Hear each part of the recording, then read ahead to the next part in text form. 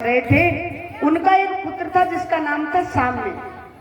उस पुत्र ने संत का अपराध कर दिया और संत का जब अपराध किया तो संत ने साप दे दिया।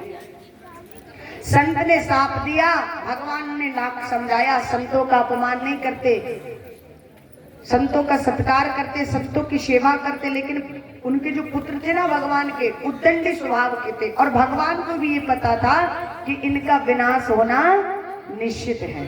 भगवान ने लाख समझाया, जब नहीं माने, एक संत का अपराध कर दिया और उस संत ने क्या किया, साप दे दिया। जितने भी वंशज थे भगवान के सब आपस में ही लड़ करके समाप्त हो गए। एक दो बचे थे छींटे मात्र, जैसे ऊधो जी है, एक दो छींटे मात्र बचे थे, बाकी सब आपस में लड़ करके समाप्त हो गए।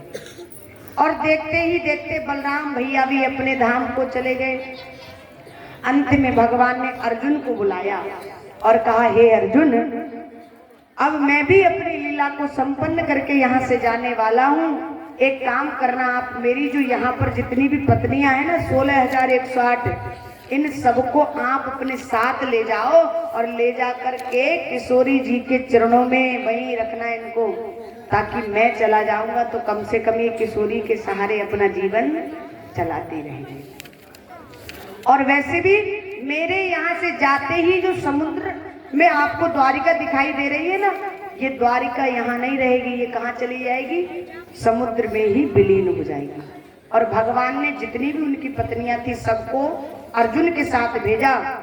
और इतना ही नहीं, अर्जुन जब पत्नियों को ले जा रहे थे तो भगवान ने स्वयं अपनी पत्नियों को छला अर्जुन से छीन लिया और अर्जुन कुछ नहीं कर पाए। तब भगवान ने कहा, हे अर्जुन, याद कर एक समय तूने मेरे से कहा था कि मैं गांडीवधारी अर्जुन हूं। अरे प्यारे, मेरे जाने के बाद तो तेरा गांडीव भी काम नहीं करेगा।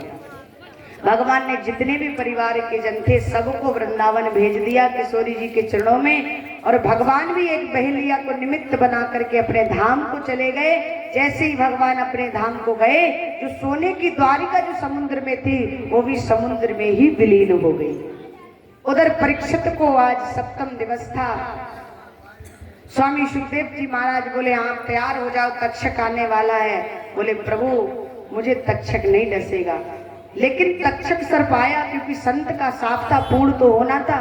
तक्षक सर्प आया, उससे पूर्व में ही परीक्षित के दिव्य रूप में प्रकट हुए और दो विमान आए, दो पार्षद आए भगवान के विमान लेकर के। विमान में बैठ करके परीक्षित कहाँ गए, भगवान के परम पद को प्राप्त किया परीक्षित ने। बोली बांके बिहारी लाल की जय।